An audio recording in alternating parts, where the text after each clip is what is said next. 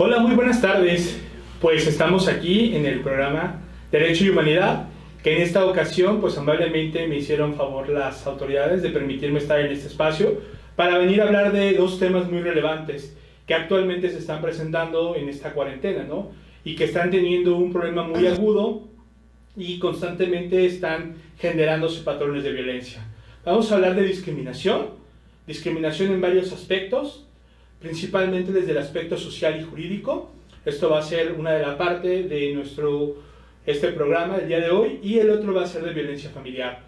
Me han solicitado amablemente que inicie con el tema de violencia familiar, porque es un tema que en este momento se está presentando y ha subido con una mayor demanda en este sentido de los servicios que prestan atención al mismo, como son exceso de llamadas al 911, el exceso de las solicitudes de apoyo, el exceso para recibir algún tipo de asesoría jurídica, el exceso de atención psicológica para mujeres, niñas, adultos y adultas mayores, que actualmente son los receptores de esta violencia, ¿no? Entonces, vamos a comenzar un poco.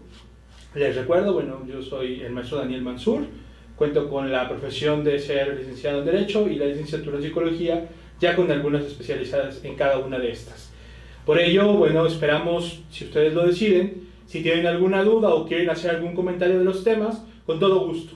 Estamos a sus órdenes. Estos temas fueron específicamente pensados en dos materias que estoy dando en este momento, pero que para mí, como servidor público de una institución que se dedica a estos temas, es muy importante en este momento hablar con la comunidad, IMES, INPO y el Centro de Tanatología, para que podamos compartir, porque sé que amablemente la audiencia que nos está viendo el día de hoy no nada más es la parte jurídica, sino también sé que las trabajadoras y trabajadores sociales, psicólogos y psicólogas, gerontólogos y gerontólogas, afortunadamente están viendo el programa. Entonces, espero pueda dejarles alguna enseñanza y pueda darles sus nuevas habilidades, ¿no? Porque con esto yo busco el día de hoy que puedan llegarse la información, que podamos ser estas personas que actualmente somos profesionistas o estamos en busca de ser profesionistas, que tengamos herramientas para poder orientar a las personas o para poder detectar alguna situación que se pudiera estar presentando, y tal vez, si es que nosotros decidimos y si es que nosotros podemos valorar, generar algún tipo de intervención, por más sencilla que sea. Ya va a ser decisión de cada estudiante o de cada profesional que esté viendo el programa cómo quiere retomarlo o a llegarle a alguna persona de información, ¿sí? Ese es el sentido de esta clase del día de hoy. Vamos a comenzar con el tema de violencia familiar. ¿Qué es la violencia? Primero, hay muchas situaciones, hay muchos mitos sobre la violencia familiar. Pero hablemos primero de la violencia como tal. Tiene una raíz etimológica que nos dice que es violentar, violar o forzar a alguien. Iniciamos desde ahí. Esta definición nos la da un autor que se llama Jorge Corsi, que es uno de los autores que regularmente ha escrito muchísimo del tema, ya desde hace muchos años. En la violencia siempre implica usar una fuerza para producir un daño. Esta violencia no puede ser accidental, no fue, en este momento yo tenía así mi puño, me tropecé y entonces le golpeé a alguien. No, es totalmente intencional y lo que busca es controlar o dominar a alguna persona. Regularmente va a los miembros de la familia, como bien lo dice el tema de violencia familiar. ¿Qué pasa con la violencia? Por un lado es esta fuerza que se imprime para generar el daño, pero por otro también tenemos que en muchos de los casos la persona que es agresora o la persona que genera la violencia regularmente hace un abuso del poder que tiene o que cree que tiene. Esto regularmente lo encontramos por la situación de edad, porque es una persona mucho más grande, su rango de fuerza, su posición, porque hablamos que a nivel de las familias regularmente hay niveles jerárquicos, ¿no? Sabemos que regularmente el nivel jerárquico mayor lo pueden tener el padre y la madre o los ambos padres, y en ese sentido por eso se pone en una posición por arriba de los niños, niñas, adolescentes y tal vez de adultos y adultas mayores. También cuenta mucho la posición en la que pudieran estar en otras áreas, es decir, tenemos a veces, y no es por estigmatizarlos, pero regularmente los perfiles policiales regularmente pues llegan a violentar dentro de casa porque regularmente están acostumbrados a utilizar técnicas de violencia continuamente o técnicas agresivas y desafortunadamente todo esto lo llegan a veces a tomar en casa, ¿no? Y hemos tenido muchos casos. De hecho, se está buscando trabajar por ahí alguna especie de recomendación o ley para cuando una persona que se dedica a la parte de ser un policía, de ser un militar, de ser un naval, que porta un arma, pero que ya tiene una denuncia por violencia, esa aportación de su arma pueda quedar resguardada en su institución o se le pueda hacer retirada, ¿no? Esto todavía está en camino, lo estamos buscando. Como ustedes saben, yo trabajo en el Instituto Nacional de las Mujeres y desde ahí estamos buscando generar esto porque hemos encontrado que hay un fuerte nivel de agresividad y de violencia hacia las mujeres, hacia los niños y niñas, específicamente con este tipo de perfiles. Otra situación que también genera un privilegio en este sentido y por el cual se ejerce violencia porque se cree que se tiene una posición mayor es también la parte del género o del sexo. Es decir, sabemos dentro de un sistema patriarcal como el que actualmente vivimos que se tiene una posición en donde se dice que el hombre es una posición mayor que una mujer, cuando sabemos que esto es totalmente falso, ¿no? Cuando sabemos que el artículo 4 de la Constitución nos habla de que hombres y mujeres somos iguales ante la ley. Pero desafortunadamente a veces tenemos que llegar a una autoridad para poder hacer valer este derecho a la igualdad. Y otra de las cuestiones es que esto es a nivel jurídico, pero a nivel social sabemos que hay un sistema de creencias importantes que siguen generando patrones de donde un hombre tiene un posicionamiento mayor a todos los demás miembros de la familia. Entonces el hombre es quien decide qué es lo que va a hacer la familia y cómo se va a mover la familia, ¿no? Todo esto viene desde la parte del derecho romano, algo que le llamamos el pater familias, ¿no? Que a pesar de que tiene muchísimos años que existió esta cuestión, aún se siguen replicando este sistema de creencias que lo que hacen es mermar y dañar psicoemocionalmente, físicamente, patrimonialmente, económicamente a los otros miembros de la sociedad. Porque entonces, por ejemplo, tenemos que cuando un hijo o una hija no quiere estudiar a lo mejor lo que el padre, principalmente el hombre, quiere o piensa que es lo mejor para ellos, pues hace una sanción y le dice que no está de acuerdo, no lo va a apoyar, y así se presentan muchas situaciones, ¿no? Viceversa también, cuando la pareja, tal vez mujer, quiere realizar algo que al hombre no le conviene, viene un ciclo donde puede generar algún tipo de violencia. A lo mejor esta violencia tal vez no sea física, tal vez no sea psicoemocional, pero puede ser económica, ¿no? Ok, tú quieres cambiar algo, tú quieres hacer algo, tú quieres ponerte a estudiar, perfecto, pues hazlo con sus propios medios, ¿no? Cuando la mujer a lo mejor se dedica al 100% a las labores del hogar. También puede ser desde una parte donde las creencias vienen arraigadas desde las familias extensas, ¿no? Y hay un sistema que lo soporta, un ciclo vital donde las generaciones anteriores han traducido o han tenido esta creencia que siempre se le tiene que respetar al jerarca. Y entonces, cuando una mujer o un niño o una niña quiere salvaguardar sus derechos, quiere generar otras posibilidades, se ve impedido porque ya la abuela o el abuelo le dicen no hagas esto, tú tienes que someterte, los tíos también dicen no, tú tienes que estar a lo que digan esas personas, y entonces se va generando ese círculo, ¿no? De pronto de ese sometimiento que a veces nos lleva a que justamente podamos ser sometidos por fuera. Lógicamente va a depender de cada caso en específico, ¿sí? Ahora bien, hay que recordar que la Organización Mundial de la Salud en los 80s le solicitó al Estado mexicano que se pudiera tipificar, que se pudieran ejercer algunas políticas de prevención y atención a la violencia familiar. Porque hay que recordar que la violencia familiar era un mito que se tenía, que tenía que ser solamente que era un espacio privado en donde la pareja o las familias, llámese las familias nucleares, que como hemos conocido, papás e hijos e hijas, y entonces solamente ellos tenían que resolver esas problemáticas. ¿Qué es lo que permitía? El abuso justamente de quien tuviera el poder, que retomara esa posición de poder y que la reafirmara a cada momento. Entonces, cuando alguien quería pedir apoyo en el exterior, no lo tenía, porque la propia estructura legal, las propias estructuras institucionales, las propias estructuras estatales cerraban esos caminos y lo regresaban al espacio privado, ya sea a una mujer, ya sea a un adulto o adulta mayor, ya sea a lo mejor a un hombre, ya sea a hijos e hijas, ya sea una persona con discapacidad, la retomaban y le decían, tú tienes que hacer lo que decidas.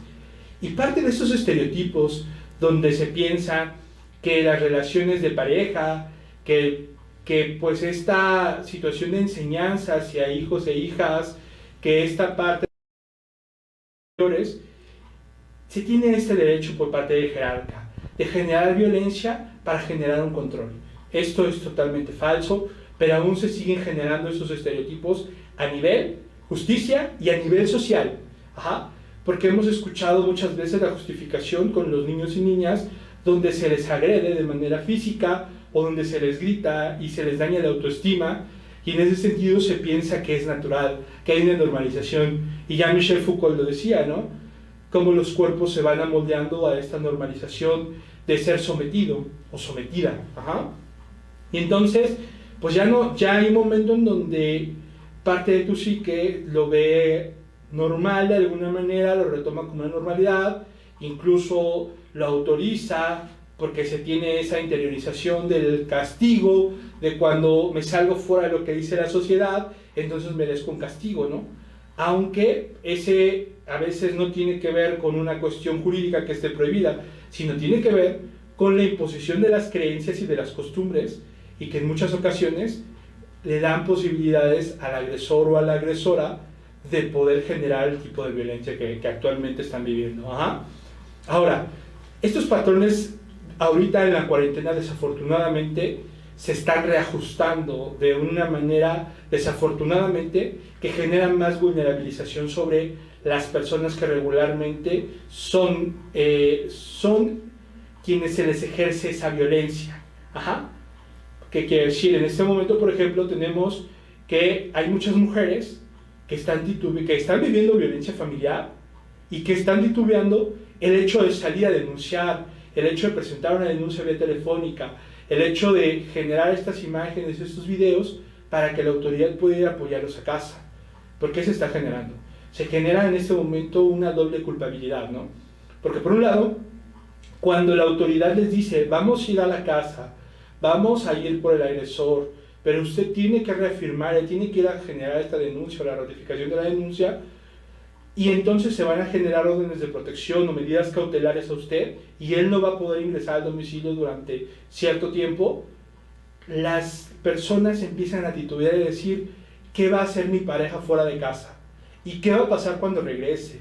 ¿Y qué va a pasar si él se queda en algún albergue, en una casa de su familia?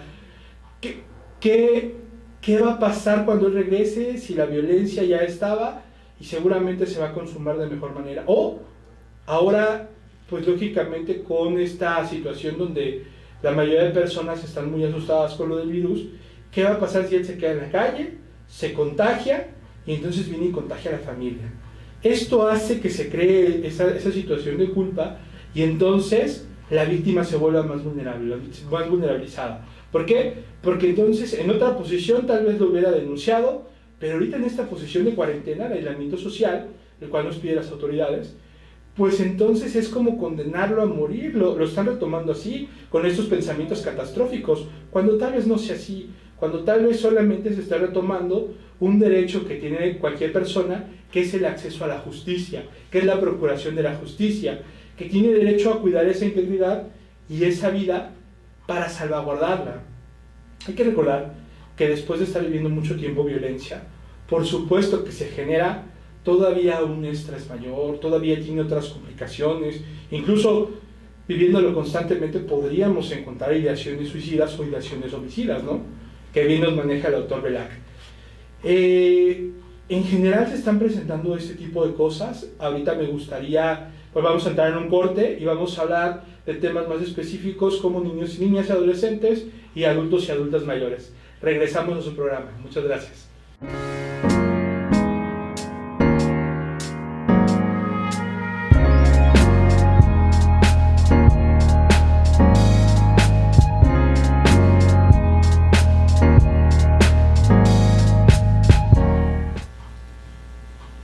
Muy bien, regresamos al programa. Y por ahí leí en la vía de YouTube y en la vía de las redes sociales de la institución algunos comentarios. Muchas gracias, ya me los pusieron. Gracias, maestro, muy amable por tu apoyo. Maestro Esteban, un abrazo y un saludo. Gracias por la confianza. Gracias también a Karina Ávila, que hace el favor de saludarnos. Y qué bueno que esté viendo el programa. Ojalá pueda ser útil para las necesidades que tienen de instrumentar y de esta área tan importante que es el trabajo social, ¿no? Te agradezco, Karina, los saludos. Y el que estés viendo el programa. Marizún Loyola, también, pues muchas gracias, qué bueno que estén presentes y ojalá, repito, sea de utilidad. Igual a Zaida también le mando muchos saludos, qué bueno que están aquí, pues lógicamente varias personas. Denny, pues también, muchas gracias por vernos. Adalberto, pues igualmente, gracias por aquí estarnos saludando. Al maestro Javier Salas, amigo, también igualmente un abrazo. Muchas gracias por tu comentario. Y también ahorita voy a platicar qué estamos haciendo como institución en estos momentos, porque mi presidenta ha estado muy activa en los medios, entonces ahorita voy a platicar un poco. Igual Elena, pues gracias, Elena Díaz, pues gracias por estar viendo el programa. Marisela, igual, qué bueno saludarte. Alejandra Ramírez, pues también, un placer, qué bueno que estés viendo. Laura Garcés, pues también, gracias, también para mí es un placer saber que estás aquí detrás de la cámara. Un placer saludarte. Y Liliana Sánchez Garduño, qué bueno que estés viendo el programa. Ojalá te genere herramientas para que podamos en este momento, como estudiantes, como futuros profesionistas, aterrizar este tema. Muchas gracias por los saludos y los comentarios. Pues por ahí está el comentario del maestro Javier Benito, y lo que quisiera comentar un poco que hicieron un estudio muy rápido, mi institución, el Instituto Nacional de las Mujeres. De hecho, mi presidenta salió hace como 15 días con el doctor Gatell en las conferencias de las 7 de la noche y presentó justamente cómo podríamos hacer los hombres para adaptarnos un poco a esta nueva rutina, ¿no? ¿Qué quiere decir? Que los hombres que estábamos ahorita en casa, que pudiéramos estar haciendo un trabajo desde casa de la oficina, o pudiéramos estar ahí porque a lo mejor pues nos quedamos sin trabajo, por la razón que sea, porque a lo mejor trabajamos desde casa, que pudiéramos retomar ciertos patrones y pudiéramos justamente generar una paternidad mucho más responsable, interactuar con nuestros hijos e hijas, ¿no? De alguna manera, interactuar con nuestras parejas, colaborar, que ahí le llamamos un poco colaborar, que sería una obligación de los hombres, el justamente aterrizar parte de las labores domésticas, porque se han estereotipado hacia la mujer, pero es de ambos la responsabilidad, es de toda la familia la responsabilidad, pero principalmente cuando hijos e hijas son pequeños, quien tiene que sufragar eso, pues son las dos personas quien tiene la jerarquía, ¿no?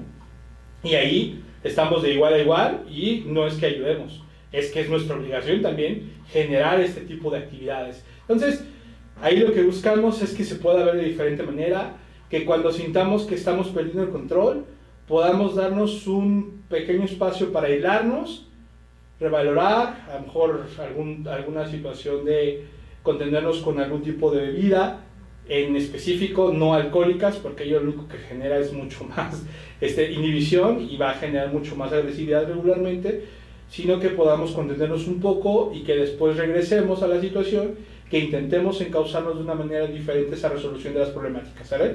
Porque muchas de las ocasiones en este momento se busca imponer, y más con este fenómeno que ya el maestro Trejo lo dijo, que es de ruptura, ¿no? Que hay que recordar que aquí la institución ha hecho muchísimos programas hablando de todas las consecuencias psicosociales que se pudieran estar presentando. Incluso ya sabemos como alumnos o como comunidad IMPO, IMES y el Centro de Tanatología, que tenemos la posibilidad de acceder a un servicio de salud mental por parte de la institución. Si es necesario, tómenlo cuando se empiecen a sentir un poco irritables. También hay otras líneas que trabajan las 24 horas, en caso de que haya una emergencia por la noche, lo puedan retomar y puedan generar esos lazos afectivos hacia la persona que pudiéramos identificar que está empezando a generar un patrón de violencia, ¿vale? También la propia comunidad, también la propia familia puede identificarlo, puede mencionárselo y puede apoyar diciendo, ok, te vamos a dar este espacio, nos retiramos un momento, nos vamos a la sala, por favor trata de tranquilizarte, y a lo mejor en otro contexto venimos o podemos solicitar el apoyo de otros familiares, desde la vía telefónica, desde la vía de las redes sociales, o en la mayoría de los casos, pues las autoridades, ¿sale? ¿Qué más estamos haciendo como institución estamos buscando que en este momento todas las líneas de emergencia, todos los institutos estatales de las mujeres, todos los centros de atención a víctimas estén funcionando. Todos ellos están funcionando. De hecho, en esos momentos yo tendría que estar ahí dentro de la institución, pero consideré que es muy importante el día de hoy estar aquí y poder hablar con ustedes todo esto, ¿no? ¿Por qué? Porque yo soy miembro, yo soy estudiante de esta escuela y soy docente de esta escuela, y como tal siento esa responsabilidad para toda la comunidad, el que puedan llegarse la información, porque desafortunadamente, estadísticamente, estamos recibiendo mucho más números, mucho más llamadas de atención, donde las mujeres, donde los niños y niñas, donde los adultos y adultos mayores están en un riesgo constante, ¿sale? Por eso es que amablemente solicité este día para estar aquí con ustedes.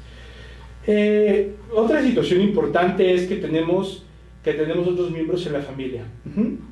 Hablamos de niños, niñas y adolescentes. Sabemos que en este sentido, los niños, niñas y adolescentes, ellos no pueden tener o no pueden valerse por sí mismos para realizar alguna denuncia, a veces también para solicitar auxilio, para solicitar apoyo, ¿no? Están desafortunadamente tan sometidos que no alcanzan o no saben qué es lo que está pasando a su alrededor. Lógicamente, hablando del tema de adolescentes, identifican mucho más lo que está pasando cuando hay violencia.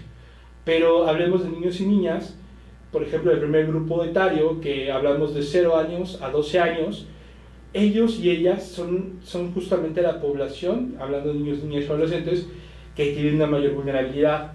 Porque, como sabemos, van empezando en muchos de los casos, dependiendo de la etapa de infancia en la que se encuentren, van empezando a verbalizar, van empezando esta parte del lenguaje, van empezando a conocer qué es el mundo, van interpretándolo a cómo ellos van pudiendo, van sabiendo qué es esto, qué es lo otro. Entonces, en muchas de las ocasiones, pues todavía no tienen el área cognitiva desarrollada. Recordemos que el razonamiento hipotético deductivo se da por ahí de los 13, 14 años, que es donde ellos saben un poco, empiezan a concientizar algunas cosas, ¿no?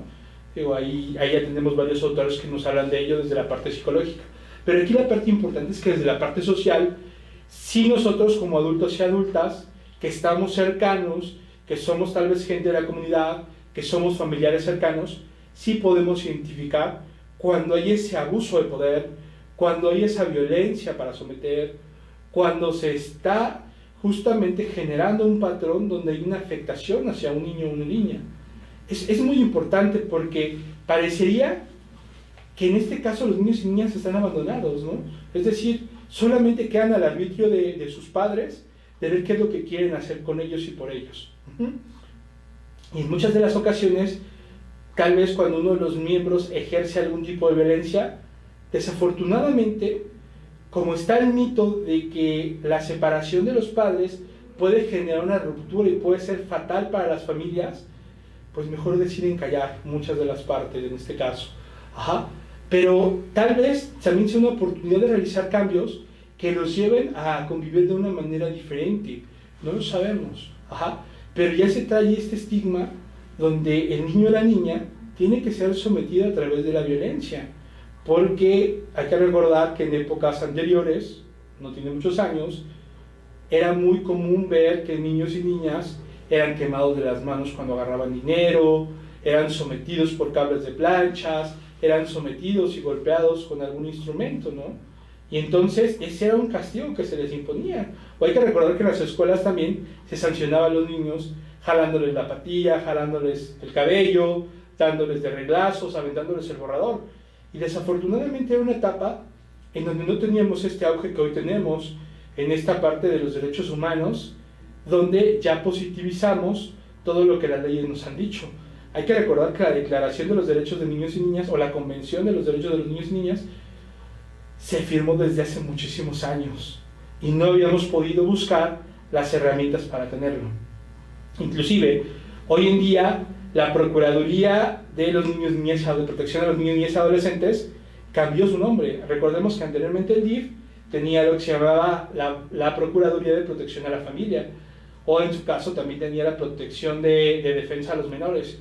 Hoy en día ya todos los estados han armonizado afortunadamente con esta evolución de nuestro sistema jurídico.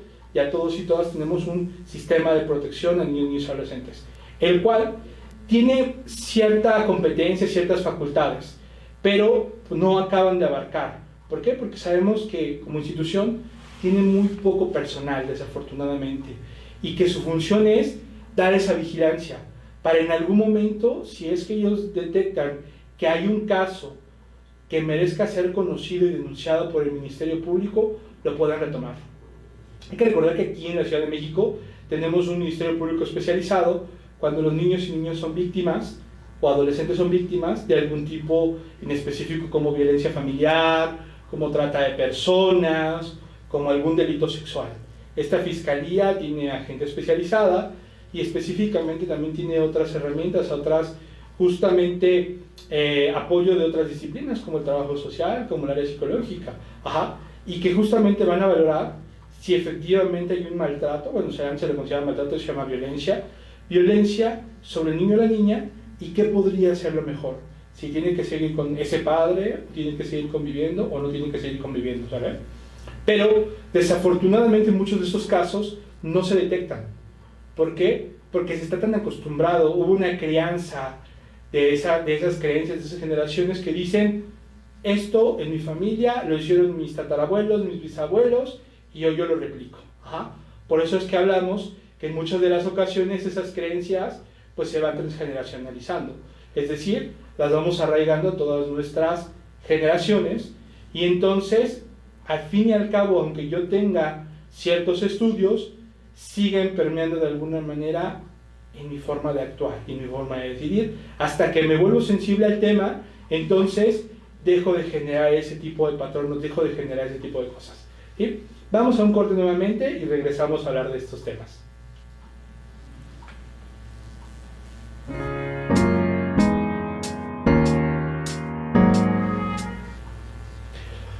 Pues muy bien, regresamos nuevamente. Igual he visto por ahí muchos saludos, muchas gracias. Karina Ávila dice, ¿de qué manera se puede intervenir ante la discriminación y la violencia familiar? Bueno, con eso en un momento más. Ale Hernández dice, actualmente los niños, seguramente las niñas, no respetan a los maestros por lo mismo, que los maestros no pueden dar disciplina en el salón, ya que luego salen que es abuso y es resultado de que son niños delincuentes, jóvenes sin límites, donde creen que pueden hacer y deshacer a su gusto. ¿Ok? Digamos que cuando hablamos en el tema escolar, pues tal vez podamos en otro momento tener alguna situación, pero pues también hay una forma diferente de generar disciplina u orden, y no tiene forzosamente por qué ser violencia, ¿no? Eso es a lo que yo invito a leer, pero seguramente en otro momento o con otros programas, posiblemente con la maestra Karina, pues puedan generar algún otro tipo de vínculo, ¿no? Pero en otro momento lo platicaremos con mucho gusto. Cecilia Santos, excelente programa, profesora Daniel, gracias, muy amable. ¿Y alguna información o algún posible número para ayuda? Ahorita en este momento el 911 está abierto. Si estás en la Ciudad de México, pues el tema de Locatel o del Consejo Ciudadano también están interactuando de una buena manera. Michelle Mendoza, gracias. Puedes pegarse las costumbres, claro, es complicado, pero es importante y se está dando hoy en día. Por supuesto, hoy nos estamos preguntando muchas cosas, ¿no? Elena Díaz, como usted comenta, maestro, ante la contingencia se da más la violencia de género, y estoy totalmente de acuerdo, desafortunadamente. ¿A dónde podemos denunciar en estos momentos? El Ministerio Público está trabajando normal, las agencias del Ministerio Público especializadas a nivel nacional están abiertas, de eso justamente desde la institución nos estamos encargando. Los centros de justicia para las mujeres están abiertos y funcionando, hay algunas guardias, pero el Ministerio Público está trabajando todo el día, las 24 horas del día, los 365 días del año. Así que ahí es donde tenemos que denunciar la violencia familiar o generar algún antecedente en algún centro de atención a víctimas. Si hacemos denuncia, ¿qué derechos o garantías podemos usar a nuestro favor realmente para que se haga justicia? Que la víctima no tenga miedo de que el agresor regrese y sea peor. Ok, bueno, ahí sí me gustaría contestarlo en este momento. Rápidamente, ¿qué derechos tenemos? Los derechos que como víctima nos otorga la Constitución, la Ley General de Víctimas, la Ley General de Acceso de las Mujeres a una Vida Libre de Violencia, la Convención o la Ley de Derechos de Niños, Niñas y Adolescentes. Tenemos muchos derechos. Lo principalmente es que la autoridad nos haga caso, primero, en que se levante esa denuncia, en que te brinde protección si tu vida está en riesgo, en que genere órdenes de protección o medidas cautelares, en que te puedan asignar a un asesor o asesora jurídico. El tema de asesora jurídica, por allá tocó el maestro Javier, si quieren ver un poco del programa, pero todos y todas tenemos ese derecho. Hay que recordar que aquí en la Ciudad de México, la Secretaría de las Mujeres de la ciudad ha asignado a abogadas victimales para que puedan acompañar a muchas de las víctimas que están viviendo, principalmente a las de delitos sexuales. Ajá. Hay un programa que se llama No Estás Solas, que tiene implementado la Ciudad de México, el cual la Secretaría de las Mujeres con Locatel y con el Consejo Ciudadano, hicieron como una plataforma para que fuese más fácil denunciar. Entonces, tenemos muchas alternativas, ¿sale? Y si tú vas a un centro de justicia para las mujeres, tendrás muchas más alternativas, porque estamos contando donde hay gente especializada, al menos yo que me comunico con algunas titulares de los centros de justicia, con las que tengo mayor contacto, todas tienen sensibilidad y tratan de hacer su mejor trabajo, así que yo les recomiendo que se puedan acercar. En caso de que no les hagan caso, pues pueden acercarse a nosotros en el Instituto Nacional de las Mujeres, a las comisiones de derechos humanos, para que podamos retomarlo y podamos ayudarles a acceder a la justicia, ¿no? Saludos, Valeria, gracias también, un saludo también para ti, nos veremos pronto. Saludos también, Mishin, gracias, Hachiri también, Esmeralda, también igual, gracias, también te mando muchos saludos.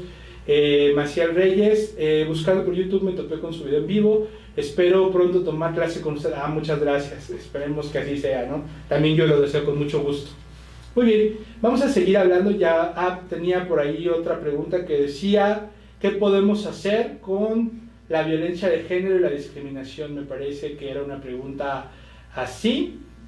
¿De qué manera, Karina nos la hace, de qué manera se puede intervenir ante la discriminación y la violencia familiar?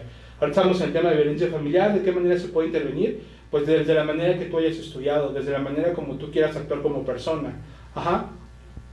¿Qué quiere decir? Que si yo como vecino o vecina, o yo como familiar de alguien, estoy viendo que se ejerce violencia, yo puedo llegar a la persona víctima de información, puedo decirle a dónde puede acudir, puedo decirle cuáles son sus derechos.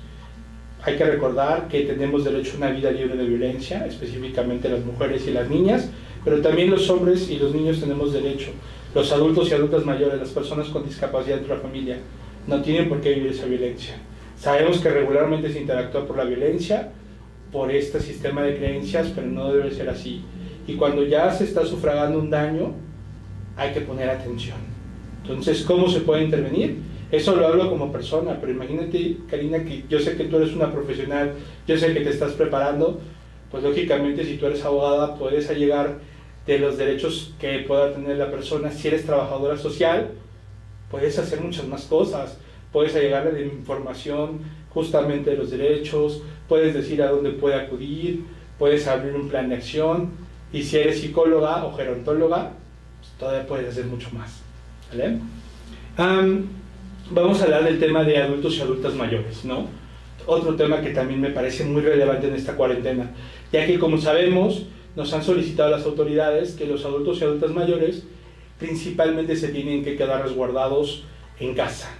Pero ello también ha generado una violencia, como pudiera ser, primero, que se les tiene en un encierro, y muchas veces el adulto o adulta mayor quiere salir, pero entonces, como la autoridad dijo que no, entonces se les busca cómo generar ese encierro total y no se les sensibiliza para explicarle al adulto o adulta mayor, porque regularmente el adulto y adulta mayor sabemos que regularmente está queriendo conversar mucho, que regularmente retoma ciertos temas siempre, que regularmente en muchas de las ocasiones por este aislamiento social antes de la pandemia y con este doble aislamiento social justo le está generando violencia.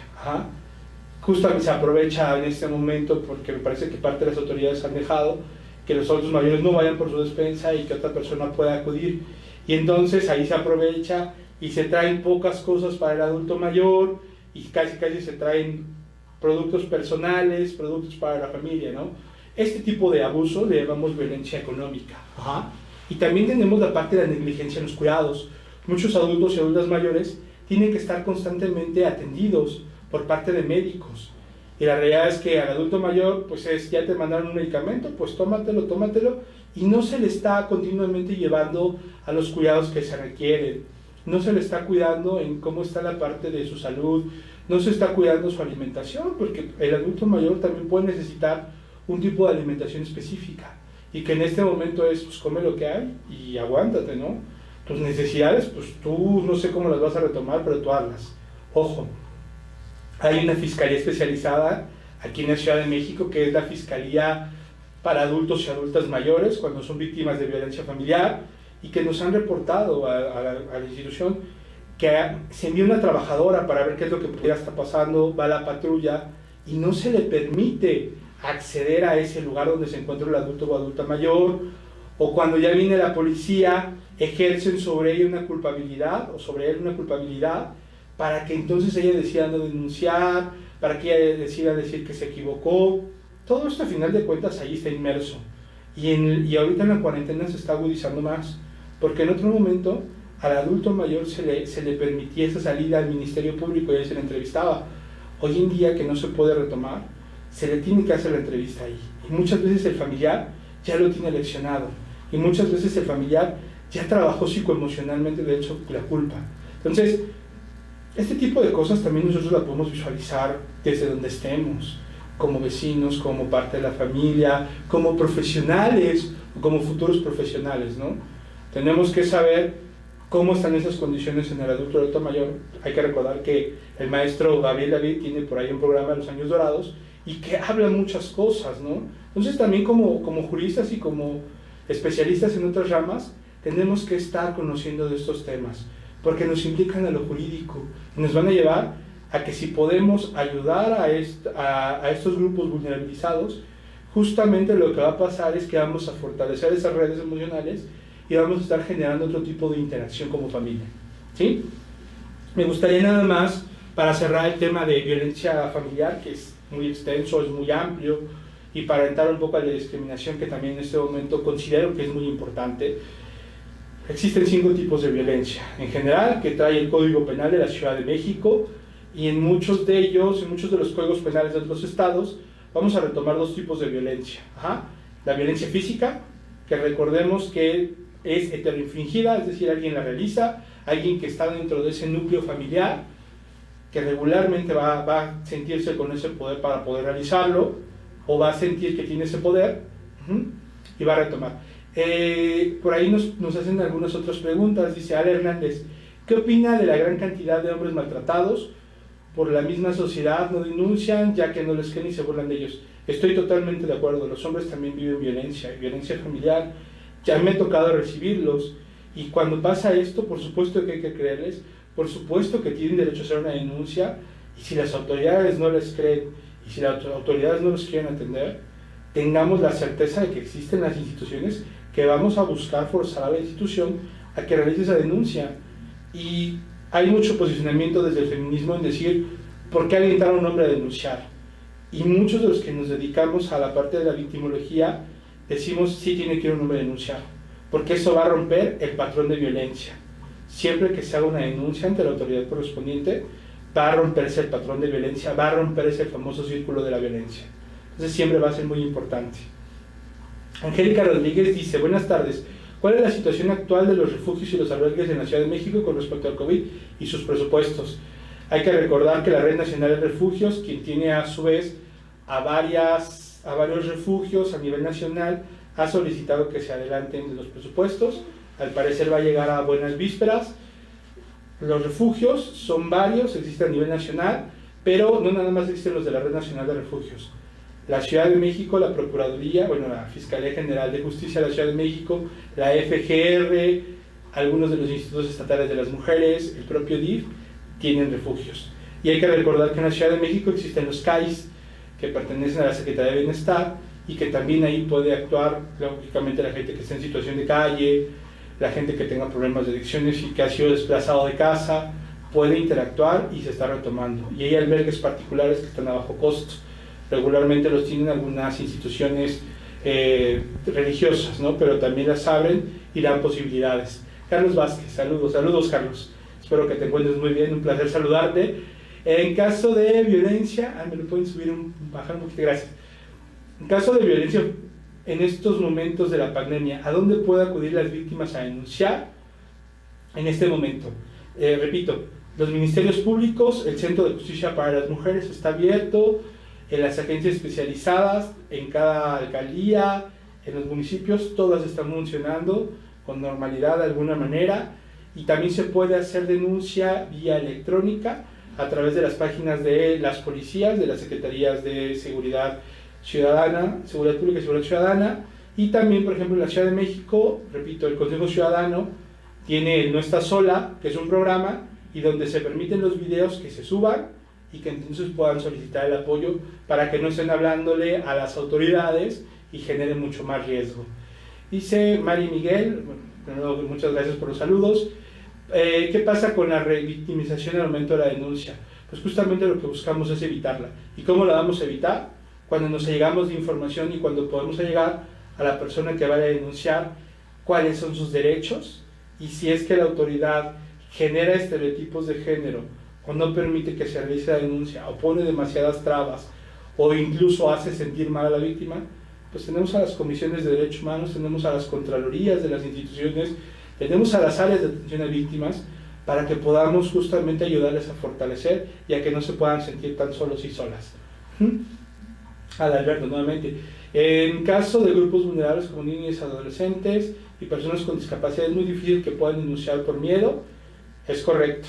Actualmente, por eso justamente estoy aquí, en el sentido de que hemos encontrado que ha habido una dificultad para que justamente la mayoría de personas quieran hacer una denuncia. Recordemos que una persona con discapacidad, tal vez física o neuromotora, es difícil que pueda salir del domicilio, tomar la vía pública y acudir a una institución. Ellos pueden ser por vía de una llamada telefónica al 911 o al 066 para que pueda acudir la autoridad, la patrulla, le hagan mención de que es una persona que se encuentra con discapacidad y entonces se le pueda facilitar la entrada al domicilio y pueda valorar cómo está este riesgo para la persona. ¿Sí? En esta pandemia, dice, la solución podría ser que seamos testigos. Sí, claro, si yo soy testigo de un acto de violencia y que se va a denunciar, ahí justamente necesitamos reforzarnos comunitariamente y decir, claro, si yo vi cómo fueron esos hechos, por supuesto, buscar cómo apoyar a esta persona de la manera que sea, ¿no? Necesitamos esa sororidad, que hablamos desde el feminismo, pero también necesitamos esa solidaridad de, en ese sentido, el apoyo que podemos brindar a la otra o al otro. Norma Jiménez, buenas tardes, me llamo Norma, un placer saludarte, trabajadora social. La secundaria de mi hijo critica y señala alumnos en vez de orientarlos. De acuerdo, aquí lo que se tiene que generar, el respeto a su derecho, no es una crítica, es orientarlos, es acercarlos a las instituciones adecuadas para que puedan ayudar a encauzarles, hacer cambios a lo mejor en su conducta, ¿no? Digo, tenemos y sabemos que hay muchas disciplinas que pudieran ayudar y que no solamente lo que socialmente pensamos y a lo que estamos limitados, eso puede ser nuestra respuesta. Y desafortunadamente una crítica es violencia, porque es una crítica que busca hacerle daño. Entonces, hay otros caminos. Marisol Loyola, ¿cómo podemos intervenir ante esta situación de la contingencia? Sé que están viendo más el maltrato en adulto mayor por el miedo de la misma. ¿Cómo intervenir en la violencia que se está dando al adulto mayor? ¿Cómo intervenir? Pues hay que primero identificar dónde hay un adulto o adulta mayor. Hay que identificar qué tan buena relación tiene con la familia.